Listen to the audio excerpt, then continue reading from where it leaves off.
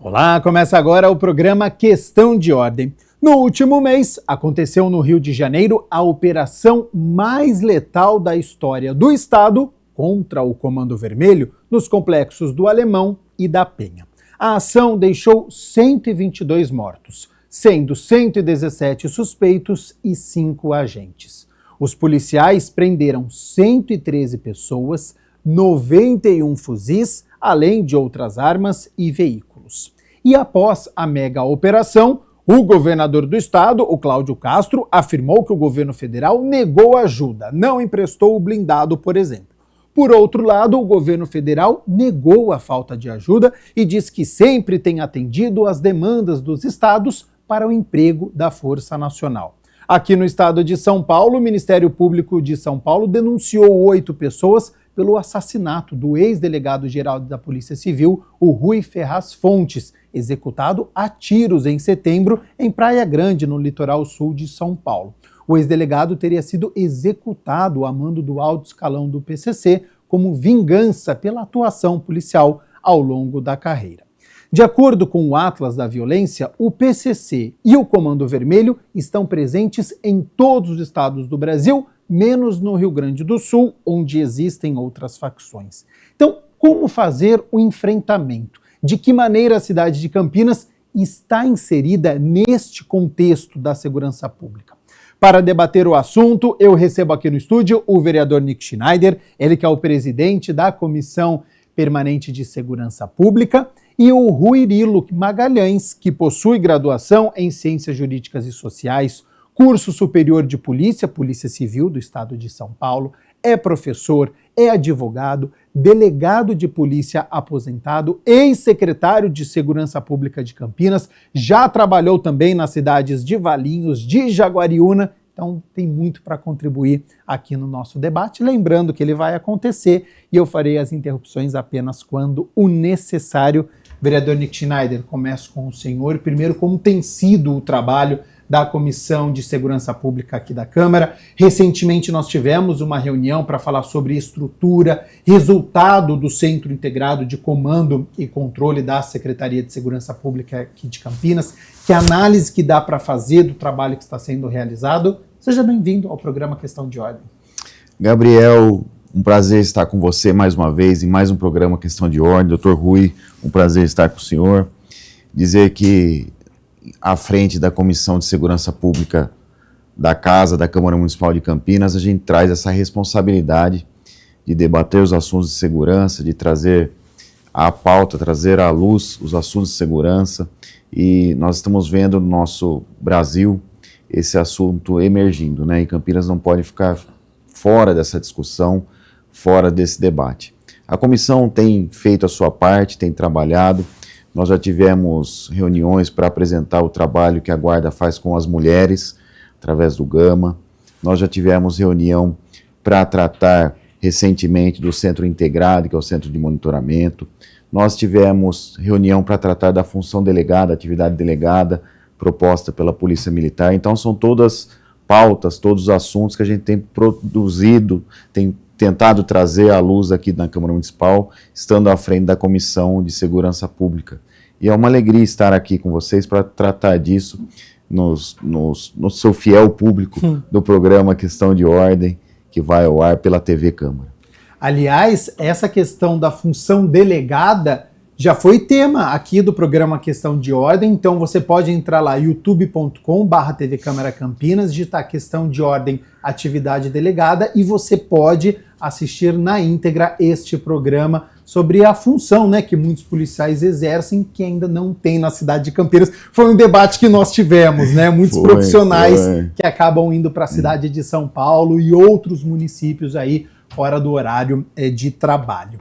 Participa do Questão de Ordem o Ruirilo Magalhães, que implantou a Guarda Municipal aqui na cidade de Campinas em 1997. Inclusive, a Academia Formação da Guarda Municipal foi nomeada em homenagem ao ex-secretário de Segurança Pública. Então, primeiro, como é que surgiu essa necessidade? Como foi na época? Como enxerga hoje o papel da Guarda Municipal? Cresceu, evoluiu nesses quase 30 anos? Seja bem-vindo ao programa Questão de Ordem. Eu que agradeço a você, Gabriel. e ao vereador Nick Schneider, conheço o pai, na época em que ele foi vereador, eu também acho que fui secretário. É um prazer estar aqui no programa Questão de Ordem, porque Campinas realmente tem, nesse programa, momentos de interesse público. Isso é muito importante. Oxalá as pessoas participem mais desse programa, porque eu, às vezes, não assisto totalmente, porque são vários horários, claro. Mas é muito importante que a população saiba do trabalho dos vereadores da Câmara Municipal. Isso é importantíssimo, porque ficar falando é fácil. Precisa ver o que eles estão fazendo. Aqui não é fazer a defesa, é trazer à baila uma conversa interessante. Você me falou aqui da Guarda Municipal. Eu tenho que relatar aqui, contar uma história breve, mas a Guarda Municipal era um anseio de décadas da população campineira. A Guarda Municipal foi criada, não foi criada, depois eu vou fazer todo o histórico legal, mas já em 1946, meu pai foi secretário de Educação, na época era diretor do Departamento de Ensino e Difusão Cultural, no governo de Joaquim de Castro Tibiriçá. E naquela época já se notava a necessidade de tomar conta dos próprios municipais, das escolas municipais. Tanto que eu tenho lá no meu escritório, tenho um embleminha, meu pai gostava muito de ecologia, meio ambiente, eu tenho um embleminha da guarda, antiga guarda escolar de 1946, no governo do Tibiriçá. Uma palmeirinha, tal, porque ele procurava deixar as escolas mais aprazíveis de uma maneira melhor. Com o passar do tempo, a situação da segurança pública foi realmente dando vez à possibilidade de se realmente levar adiante essa ideia lá de 46. E em 1991, o então prefeito Jacob Ittar, ele fez uma lei criando, note bem, a Guarda Municipal em 96, não, em 91. Então. Me parece que essa lei, inclusive, era também da autoria de dois vereadores, do Selim e do Marco Chedi. Okay. E ficou parada até 96 essa ideia. Quando o então, hoje deputado federal Carlos Sampaio, foi guindado ao cargo de secretário, criar uma secretaria, a secretaria que existe até hoje, Secretaria Municipal de Cooperação nos Assuntos de Segurança Pública, e que o carro-chefe seria, então, a Guarda Municipal. E o deputado Sampaio, na época secretário, ele se afastou, me parece que ele era deputado estadual, ele se afastou e foi dado início a uma patrulha escolar muito semelhante ao que meu pai fez lá em 46. Era um uniforme um pouco diferente desses que tem hoje, e eram recrutados apenas 30 servidores municipais do serviço público, eles fizeram treinamento, foi em novembro, época, vamos contar a verdade, época de eleição, o apelo aí é bom ter eleição, porque o pessoal trabalha também mais. Então, nesse sentido. E foi dado início a uma patrulha escolar, mas não era a guarda. Tá.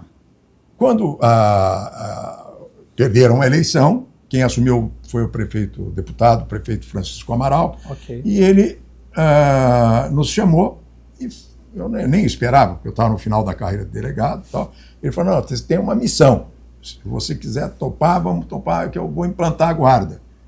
A guarda, por quê? Já tinham aberto o concurso na época do Sampaio, realmente foi ele que abriu o concurso, mas ficou nisso.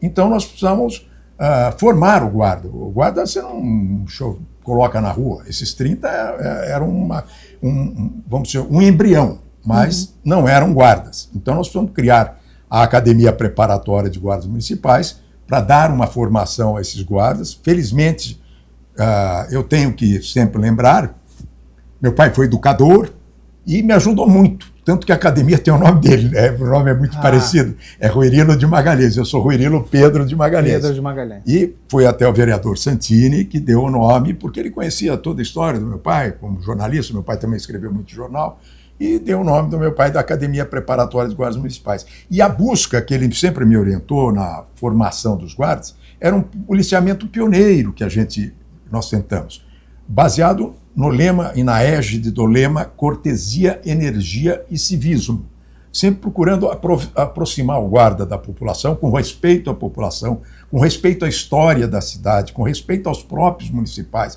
O guarda tinha que se integrar, e eu acredito que hoje deva continuar, porque eu me dou muito bem com os guardas, encontro, eles sempre lembram, então deve ter passado de turmas para turmas essa formação. Sim. Espero eu que tenha dado essa continuidade, porque era um policiamento pioneiro. O guarda se identificava com a população do bairro.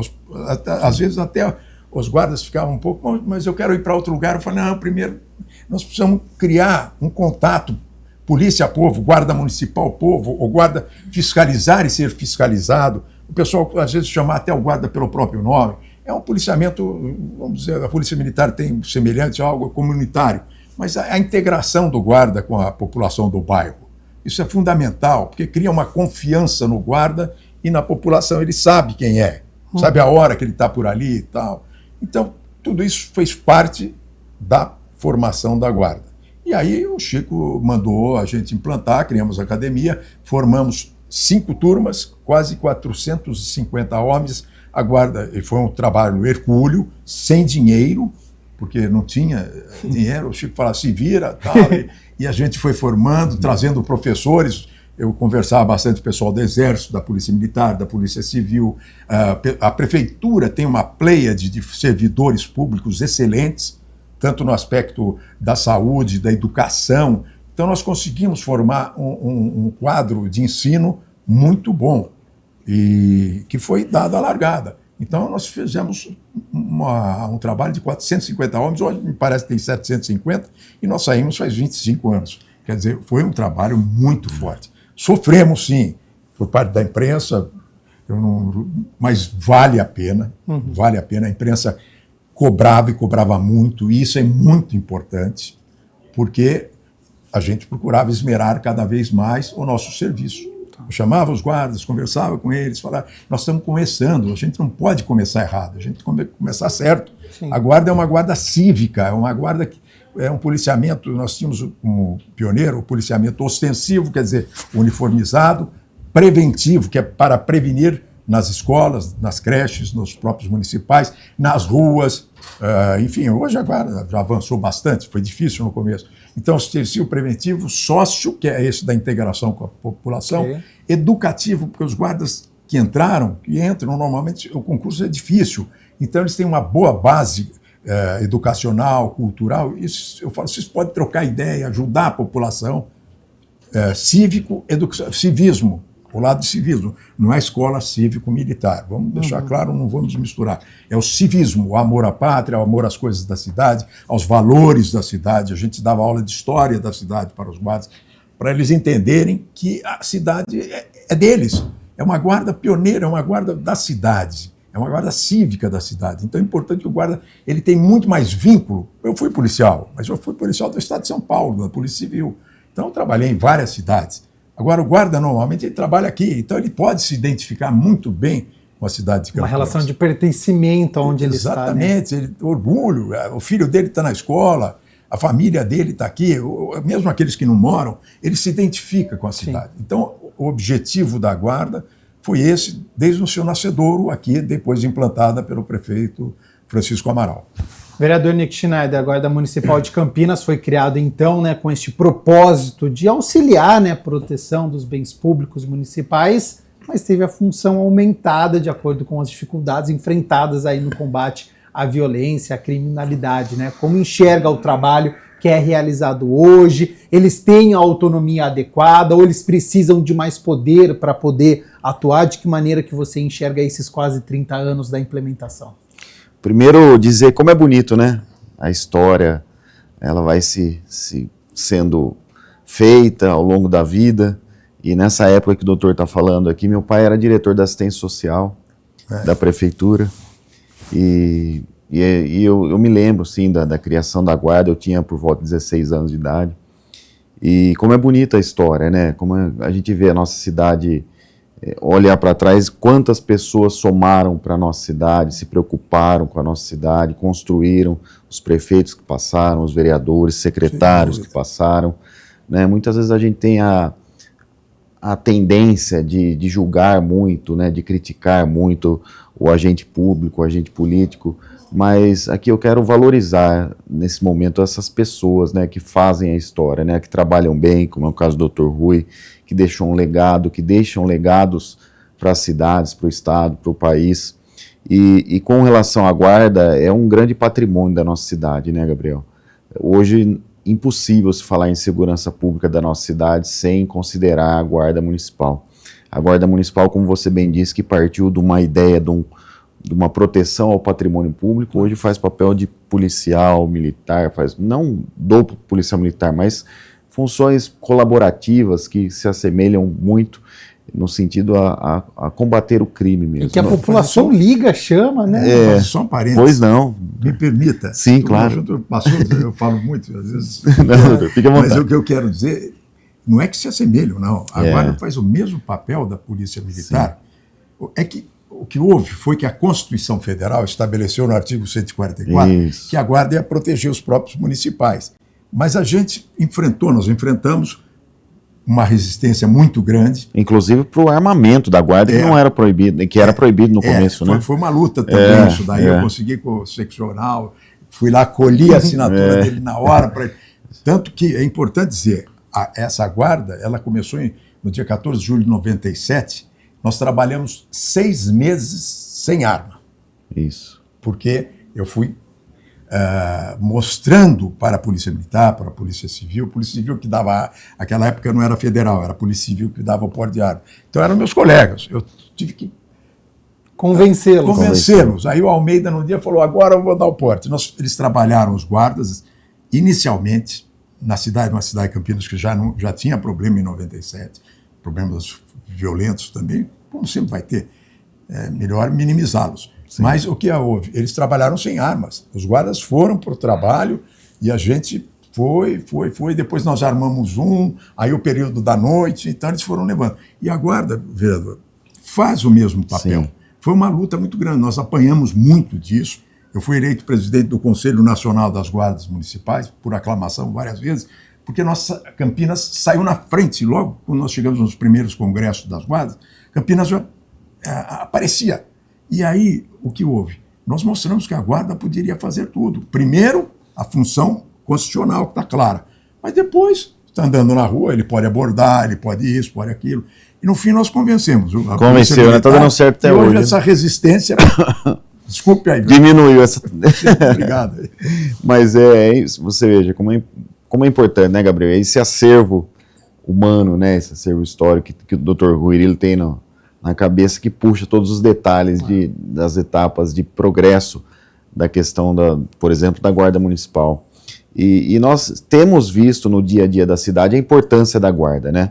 Nós vimos isso alguns dias atrás naquele assalto ao shopping, um dos maiores shoppings da cidade de Campinas que houve, na apreensão de drogas que houve também ali na Vila Padre Manuel de Nóbrega e outros bairros também que vira e mexe acontecem.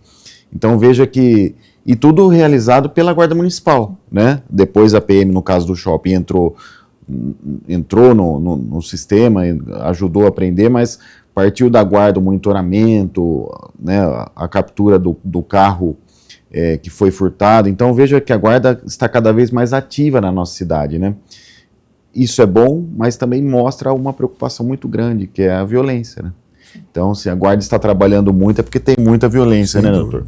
Então a gente tem sim que valorizar e tem que dar essa visibilidade. Aqui na Câmara temos que amadurecer assuntos pertinentes da Guarda, propostas, projeto de lei, para que a coisa evolua, para que todo esse trabalho que o doutor Rui plantou lá atrás venha numa crescente e cada vez mais atenda a nossa cidade, que só cresce, né?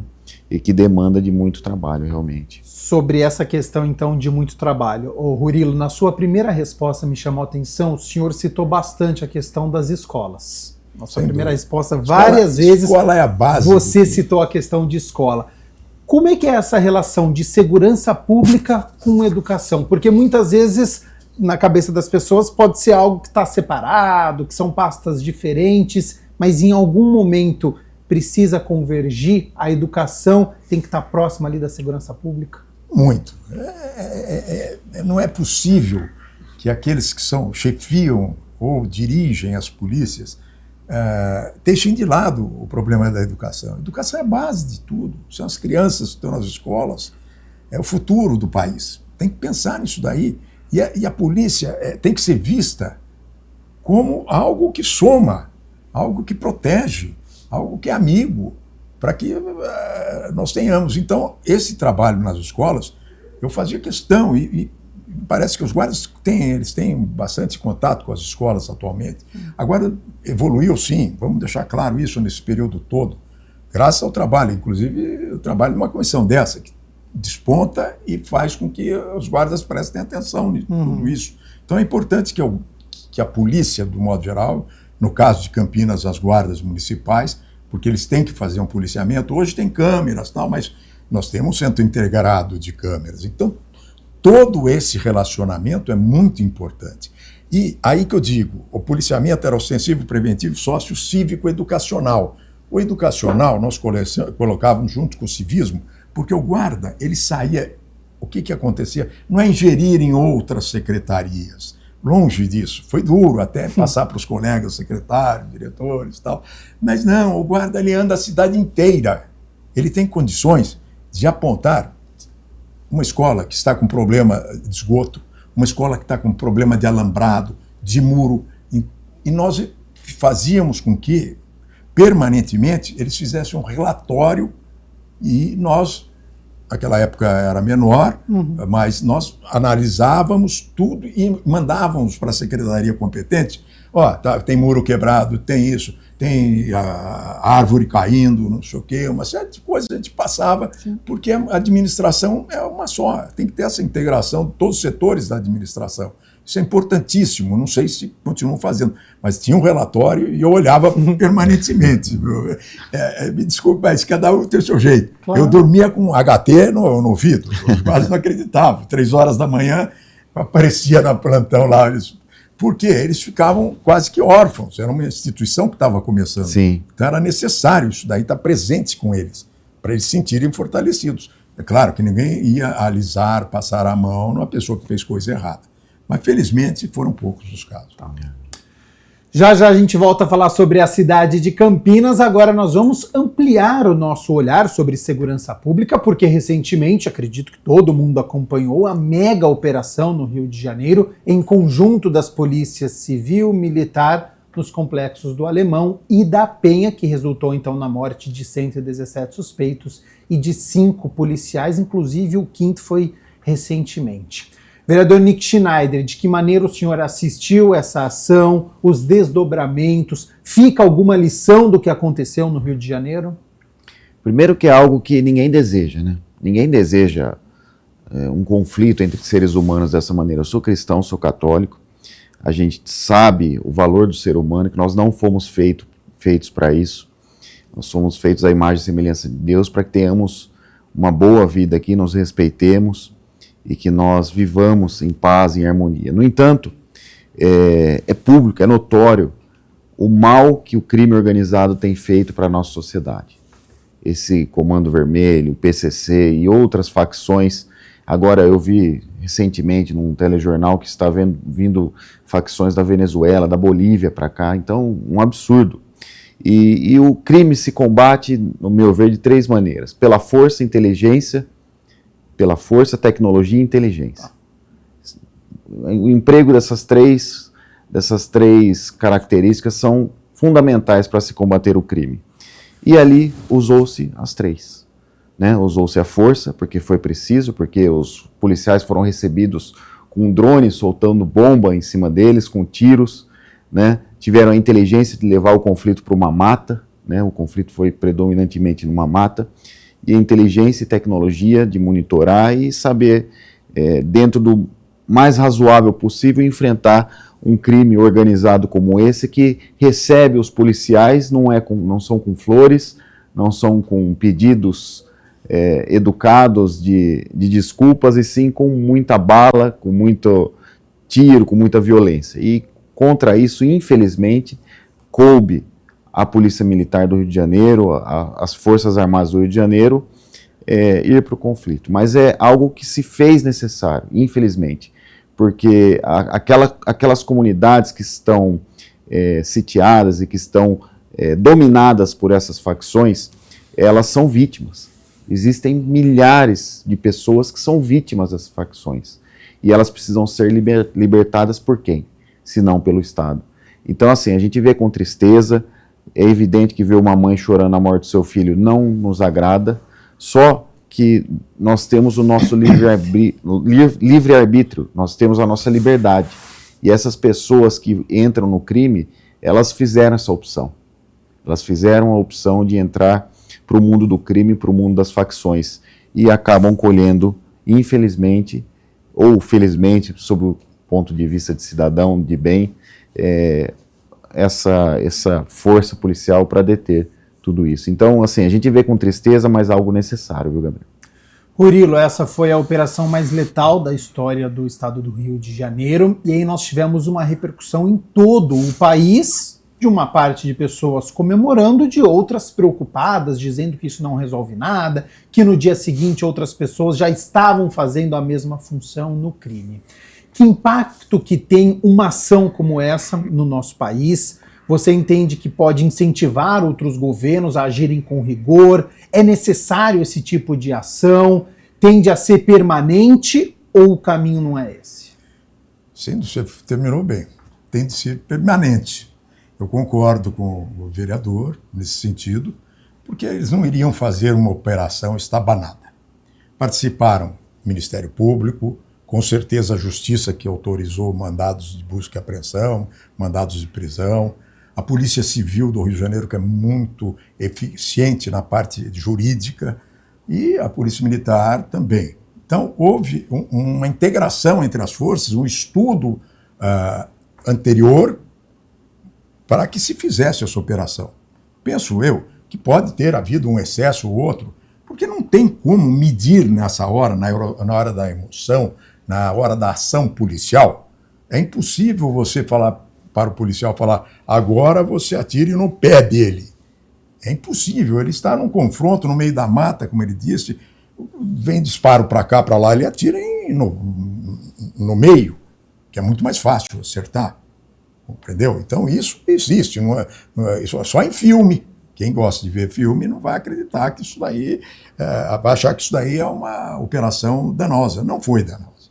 Tanto que a população aplaudiu. E olha, falo com você, como você terminou de falar, tem que ser permanente, tem que ser, termos outras, tanto que está desencadeando uma série de leis aí, não quero dizer, realmente, tem razão, quem fala que isso daí não vai resolver o problema.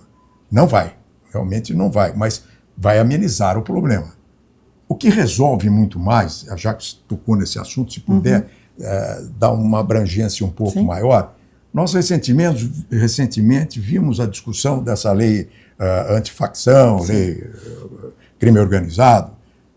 Não vou entrar no mérito, só acho que estavam misturando terrorismo com crime organizado, e isso juridicamente é inaceitável. São tipos penais, leis penais diferentes. Não se pode fazer isso, tanto que o relator parou. E o que houve? Essa lei agora, ela precisa ter sequência. Mas a sequência, é importante que se diga, essa sequência só vai ter sucesso, sendo permanente, se houver investimento numa polícia que está muito esquecida, que é a Polícia Civil. São mais de 30 anos que a Polícia Civil vem sendo desestimulada, desaparelhada, e entra governo, sai governo, fica aquela conversa e não, inclusive atual, não tem dado o devido valor. Por quê? Crime organizado. Bom, tudo bem. Como é que você vai pegar o crime organizado? Com inteligência. O vereador falou bem. Se não tiver inteligência, quem faz a parte de inteligência é a Polícia Civil. O Ministério Público faz também. Mas a Polícia Civil tem muito mais estrutura do que o Ministério Público. A Polícia Civil está na Constituição para fazer esse tipo de trabalho, que é o trabalho mediante um inquérito policial, para que leve a certeza da aplicação da lei penal. Porque o que acontece é o seguinte, tem o crime organizado, todo mundo sabe que tem, mas ninguém descobre. A Polícia Civil está ali com as mãos atadas, e lamentavelmente, ela não tem estímulo. Então, essa lei vai ser uma lei inócua. Se o mormente no estado de São Paulo, porque no Rio de Janeiro a polícia atua mais. Tem uma defasagem no número de homens trabalhando? Não é só no número de homens. O problema não é o número de homens. O problema é a questão de valorização salarial. Tá. O policial, ele vai para a delegacia, ele vai desmotivado. Entendeu? Eu sou de uma época mais... O pessoal a gente ficava à noite e tal. Hoje estão querendo fazer essa lei delegada. Essa delegada era melhor pagar bem ao policial. Exigir que ele ficasse lá. Entendeu? Nós estamos invertendo a coisa. É melhor pagar bem a polícia para você ter uma polícia melhor. E aí os problemas vão diminuir. Porque ocorre o seguinte, se a polícia militar não pegar e a guarda municipal não pegar, o coitadinho que teve uma casa furtada na periferia ou roubada, não vai ter esclarecimento. Agora, se tiver uma polícia que esclareça, eu me recordo, nós tínhamos quartos e quartos dentro da delegacia, espaços e espaços, cheios de objetos apreendidos. Hoje é raro ter isso, compreendeu? A polícia está parada. Infelizmente, não é parada, mas está devagar. E, Rurilo, a gente pode dizer que também um dos principais desafios para a segurança pública no nosso país é a integração entre as diversas esferas governamentais, Polícia Federal, estaduais, municipais. Essa comunicação é algo que precisa melhorar? É muito necessário. Não vamos entrar aqui no mérito de governo estadual, governo federal, mas me parece que o governo federal está buscando o SUSP. Já existia, de fato já existia. Quando eu fui presidente do Conselho Nacional das Guardas, a gente tinha esse relacionamento, procurava fazer uma integração, o SUSP. Então, talvez só com lei que isso seja levado adiante, mas precisamos cumprir a lei. Precisa ter essa integração. Em Campinas foi criado um centro integrado de segurança, não sei se tem reuniões, mas naquelas reuniões do nosso centro integrado participava o doutor Torres, que era juiz de direito, o representante do Ministério Público, já eu me lembro o nome, se não me lembrar, fica o agradecimento, o Ademir Toso, que era delegado da Polícia Federal, o comandante da Polícia Militar, o delegado-chefe daqui de Campinas, da seccional, participavam, todos participavam, a Câmara com o vereador Romeu Santini, o Guilherme Campos, que era da SIC, quer dizer, nós procurávamos manter reuniões mensais para integrar um pouco, era um embrião, é começo, isso é necessário, as forças da cidade são todos servidores públicos, nós precisamos pensar no bem comum. A comandante da Guarda Municipal, Maria de Lourdes, numa questão de ordem que eu fiz, eu acho que neste ano, ela falou que esta reunião existe, não sei se com todas essas pessoas que foram citadas, mas entre as forças policiais, sim, ela relatou aqui no questão de ordem que isso acontece. Nick, essa comunicação entre os governantes, você entende que esbarra na questão política? Um acusa o outro de querer se promover, um lado fala foi uma ação bem sucedida, foi um sucesso, e aí tenta trazer a opinião pública, o outro lado quer mostrar que houve abusos, que é uma questão muito mais ampla do que esta ação. Como que na sua visão deveria acontecer? Tem que ter uma integração? Ou quem conhece a realidade é o município, é o estado, e aí o governo federal acaba ficando de lado? Como é que você enxerga? Gabriel, primeiro eu enxergo que a política existe e a gente não pode negar, né? Então, mas a política com P maiúsculo, né? Eu digo o lado ideológico das pessoas, né? As pessoas quando se candidatam, elas acreditam em algo e elas passam para o seu eleitor esse algo que elas pensam, e especialmente aqueles que defendem a bandeira da segurança pública, ou tem outros que defendem outras bandeiras, e daí cabe ao povo, na nossa democracia, decidir qual o estilo de governo que se quer, né? E daí se elege um candidato que é mais voltado à esquerda, à direita, o jeito a postura, o jeito de enxergar a segurança pública e outras temáticas. E daí quando acontece esse tipo de coisa, aflora essa ideologia, aflora esse sentimento, aflora essa visão de mundo, visão de Estado, né? Uhum. Eu acredito muito no equilíbrio, né? Como eu já disse, eu sou cristão, sou católico, eu sou de direita, sou conservador, mas nem por isso eu acho que é bom sair matando as pessoas, sair fazendo justiça, não é por aí, né? Mas nós estamos num ponto que, se não for assim, essas pessoas que moram nas comunidades vão ser reféns até quando dessas facções, do crime organizado, dos PCC, do Comando Vermelho, até quando? Então nós estamos num limite em que realmente, no meu ponto de vista, o Estado precisa mostrar a sua força. O Estado precisa mostrar a sua força, seja através da ação policial, né, através de ações como essa, inteligência, através de tecnologia, através da valorização de policiais, como diz o Dr. Ruirilo, mas também através da área social, né? oferecer uma boa educação, oferecer saúde, oferecer cultura, oferecer esporte. Então, o Estado precisa ser mais presente na vida do cidadão em oferecer esse tipo de situação, esse tipo de oferecer condições para que as pessoas não vão para o crime, é verdade. Mas como se faz isso se o Estado não pode nem entrar num complexo, não pode nem entrar numa comunidade? Então, o enfrentamento hoje, nesses lugares onde o comando, onde as facções dominaram, infelizmente, é inevitável, do meu ponto de vista. E a política se aflora nesses momentos, né, Gabriel? É um momento que realmente faz... Agora, você me perguntou com relação ao papel do governo federal. Ora, o governo federal, onde se tem a maior fatia dos impostos, fica com eles. O cofre está com eles, o dinheiro está com eles. Se eles não promoverem ações afirmativas, seja através do fechamento das fronteiras para tráfico de drogas e de armas, seja apoiando os estados com programas de repasse de recursos para as polícias militares, para a polícia civil. Se não for o Estado, quem vai ser? Aliás, se não for a União, quem vai ser? Né? Então, no pacto federativo que nós temos, a maior fatia de recursos fica com a União. Então, que eles façam jus a esse recurso que eles recebem, e não é pouco, é muito dinheiro, para fortalecer o combate ao crime na ponta.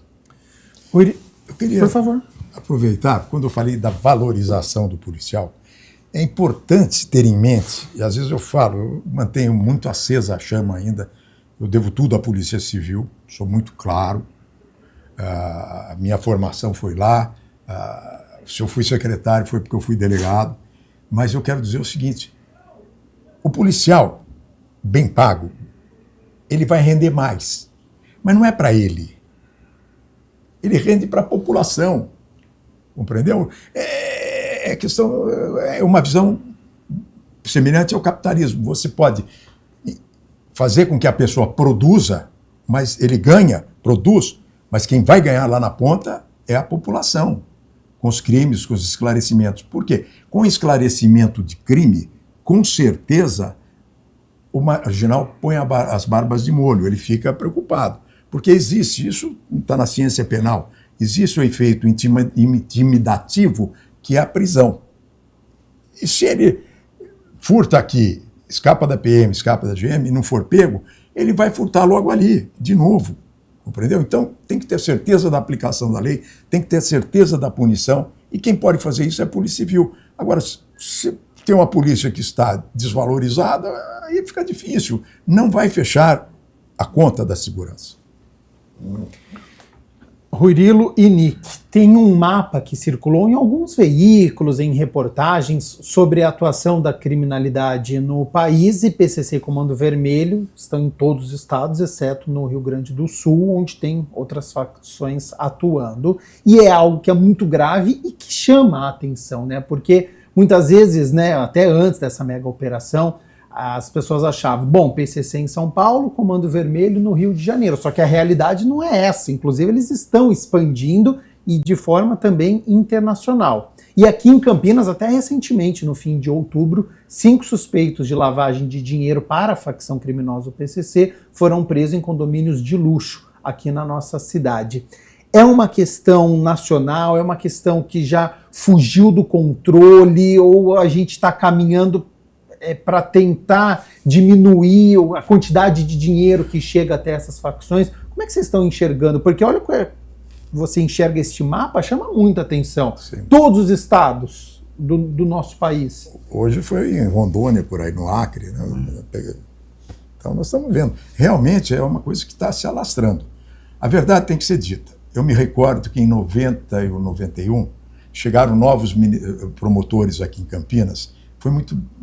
Na época eu já era delegado, tal, já estava mais velho que eles. Chegaram os promotores novos e eles vieram com essa do crime organizado.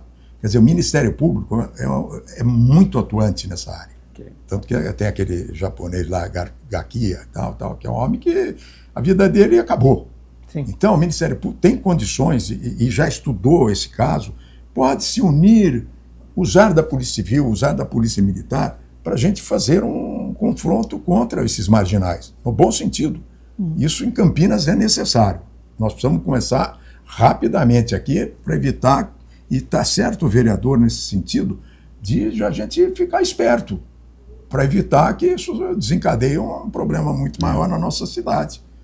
Nós, daqui a pouco, não estamos sabendo com quem está no nosso lado, no clube, no jogo. Eu sou Ponte Preta, campeã. Eu também. Então, a gente fica com medo. De repente você está do lado de um desses daí.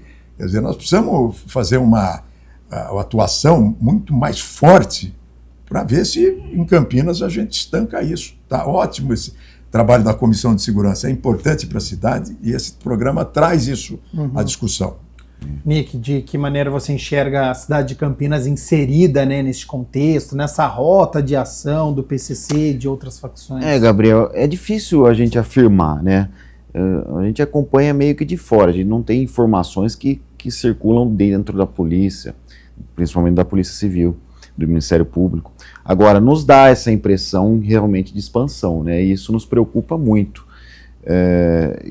Como disse o doutor Rui, a gente já não sabe mais quem é criminoso, quem não é, não dá para você, não está escrito no rosto das pessoas, né? E isso, eu tenho um filho de 16 anos, uma filha de 12 anos, uma vida pela frente, e você que nos assiste, muito provavelmente tem seus netos, tem seus filhos, seus irmãos, então nos preocupa muito. Agora, eu reitero, força, tecnologia e inteligência. A polícia precisa da força, da tecnologia e da inteligência. Inteligência do promotor público, da Polícia Civil, a força da Polícia Militar, da Guarda Municipal, tecnologia em todos os setores precisa de tecnologia. Então, eu acredito no nosso país. Eu acredito muito no nosso país, eu acredito que nós temos pessoas boas trabalhando.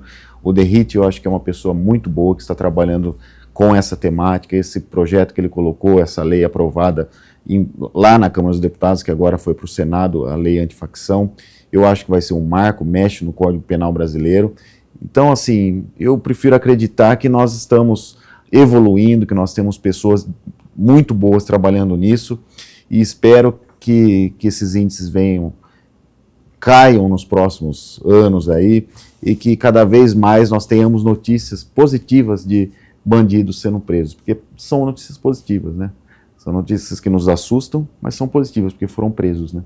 Sobre bandidos presos, então, quero aproveitar a presença do Rui Rilo aqui no nosso estúdio, porque existe uma frase, um jargão que se popularizou, que é: a polícia prende e a justiça solta. Inclusive, neste ano, o Ricardo Lewandowski, que é o ministro da Justiça e Segurança Pública, sobre este assunto, ele disse que a polícia prende mal e que o judiciário é obrigado a soltar.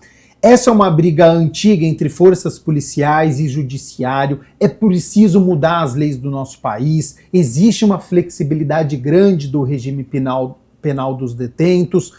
Ou essa frase está equivocada e não existe isso de polícia prende e justiça solta? Está equivocado. Está equivocado. Está muito equivocado. Sou de uma família de advogados, então não é bem do jeito que falo. Primeiro, achar que criar crime com penas estratosféricas vai resolver. Não vai resolver. Porque se não tiver atuação, que eu disse da investigação, não adianta, a lei é letra morta. Porque nós temos os crimes hediondos. Será que acabou? Não acabou. O que precisa é investir, como ele disse, na inteligência. A inteligência quem faz é a investigação. É isso. E depois o confronto são as guardas, as polícias militares, tal. Mas tudo isso com o quê? Uma integração. É claro que tem casos que a justiça solta, mas solta com base na lei. O juiz não solta porque quer. O juiz solta porque está lá, é fundamentado. Agora, algo de bom nessa nova lei, isso foi excelente. Isso vi, em verdade seja dita, até vi alguma coisa aqui. Eu não fico tranquilo, porque eu não vou... Eu tenho minha posição. Então, eu vou falar do Sampaio. Ele falou recentemente, é um negócio que tinha me chamado a atenção. Ele falou do seguinte, que a progressão da pena é o seguinte, progressão da pena, assim, a pessoa vai presa, é condenada, vamos supor, a 20 anos, ele cumpre um pedaço pequeno da pena e já é colocado em liberdade. Isso é necessário que seja revisto, e me parece que nessa nova lei, que vai ainda ao Senado, E vai melhorar no Senado, porque o relator é um delegado de polícia brilhante, conhecedor profundo de direito de Sergipe, Alessandro, parece. E Alessandro Vieira. Alessandro Vieira. Então vai melhorar a lei. Com certeza, nós temos que acreditar que vai melhorar. Por quê? Essa lei tem que ter isso daí, da progressão do regime. O regime tem 20 anos, que ele fique 15 preso. Se me permite, doutor... Não saia com 5 anos. A progressão da pena que foi colocada para pessoas que fazem parte das facções passa a ser 70% da pena, então, chegando a 85% ótimo, se tiver assassinato. Ótimo. E além disso, juiz de primeiro grau que for julgar a condenação de uma pessoa ligada à facção vai poder bloquear bens, já em primeira instância. Então esse é outro avanço também, coisa que não existia. Então vai mexer no bolso diretamente de maneira rápida das facções. Bom. Então são dois aspectos que eu chamo a atenção para essa lei, por isso até que eu elogiei a iniciativa do Derrit. A gente fala, o Derrit canalizou nele, mas foi muita gente que trabalhou em cima disso. Ele mas não podia em um dia fazer tudo.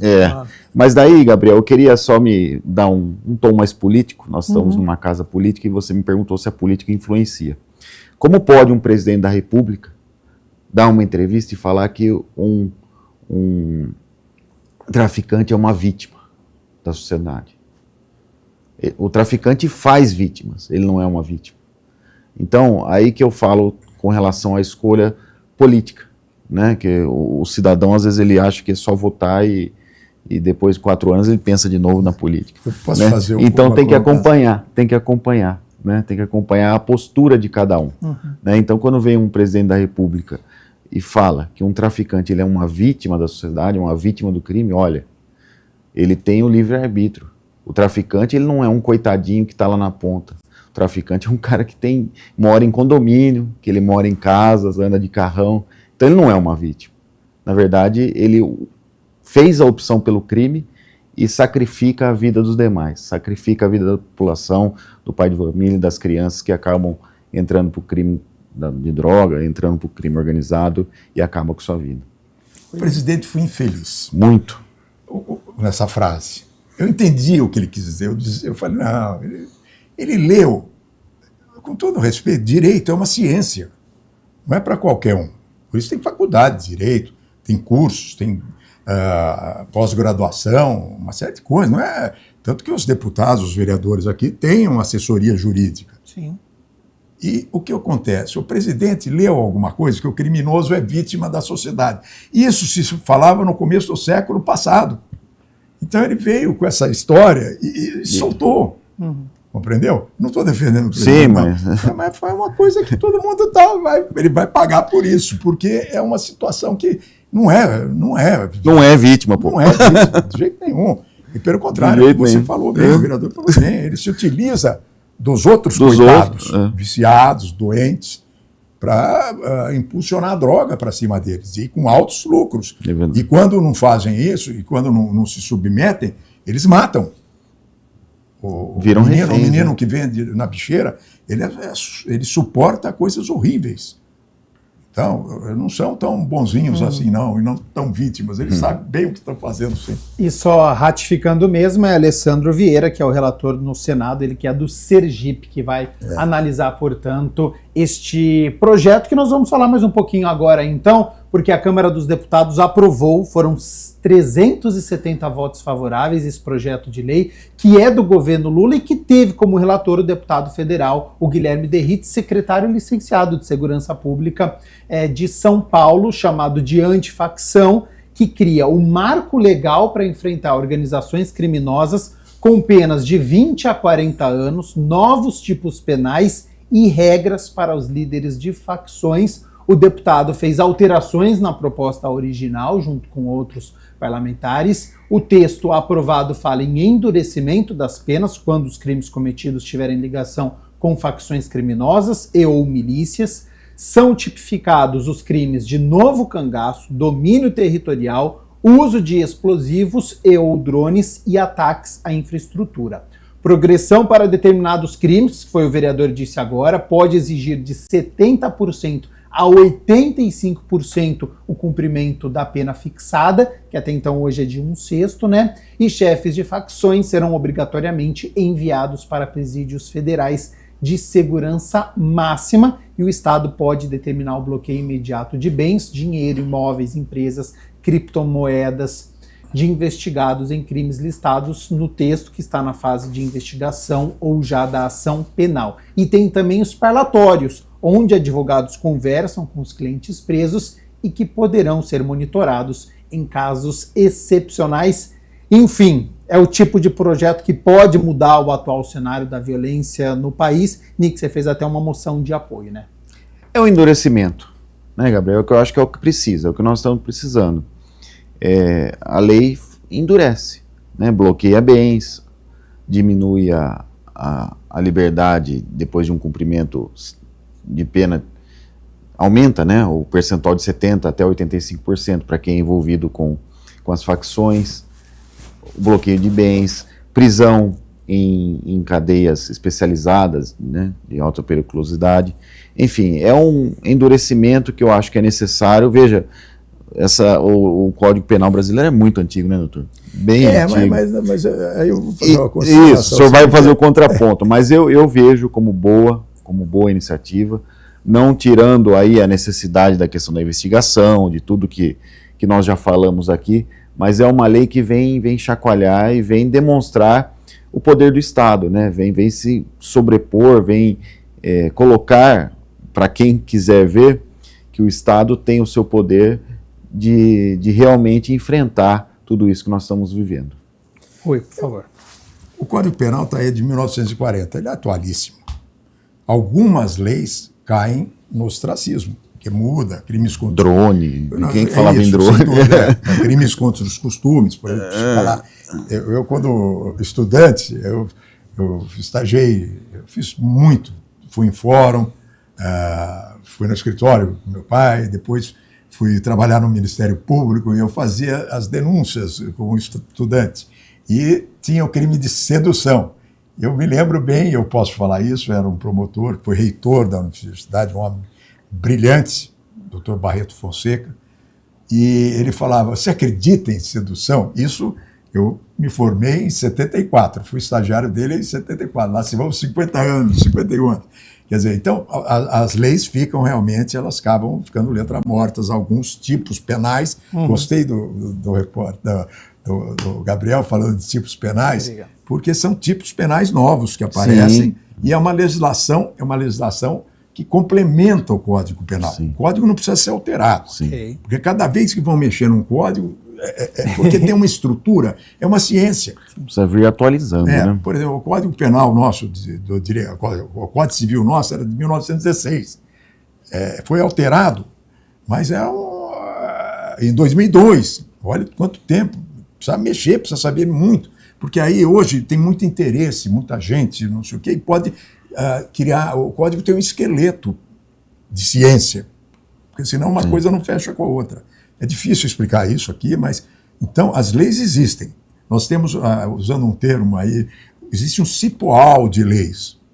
O que precisa é que elas sejam cumpridas. E também não se solte à vontade essas pessoas, como essa lei vai ajudar bastante. Que eles vão cumprir boa parte da pena. Sim. Porque se ele sai dali 3, 4 anos, ele vai voltar a cometer crimes. Porque, lamentavelmente, a ideia existia que a cadeia era para ressocializar. Mas dificilmente, a gente tem que ser realista, dificilmente ressocializa naqueles ambientes ali e tal. Então, que ele fique preso. Dá uma outra questão de ordem o sistema prisional brasileiro, né?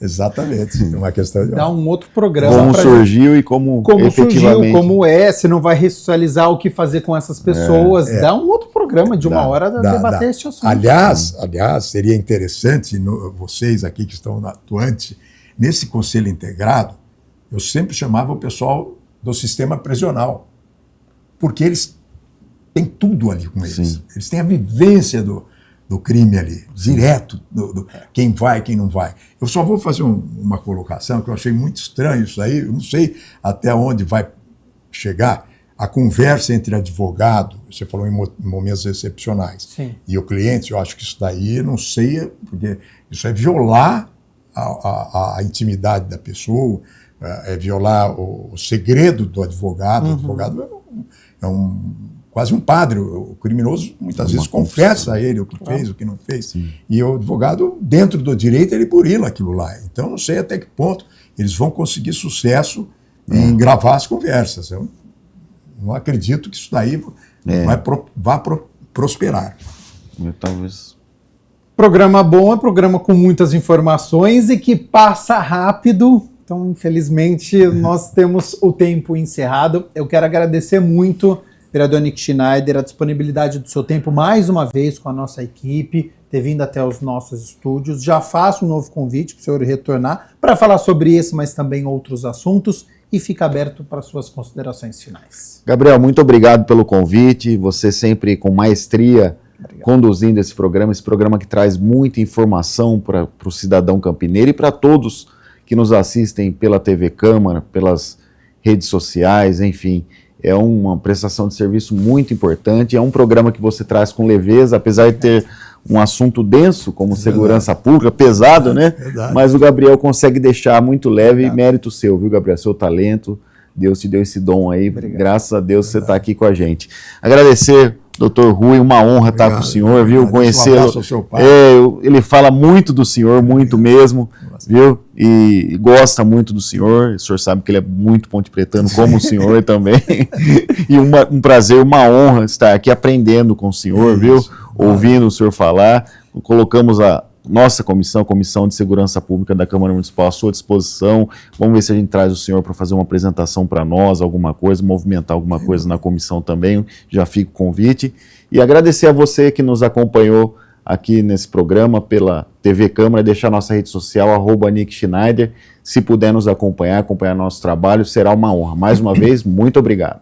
Dr. Rurilo Magalhães, também muito obrigado pela aula que você deu aqui para a gente, as informações de grande valia para o nosso telespectador.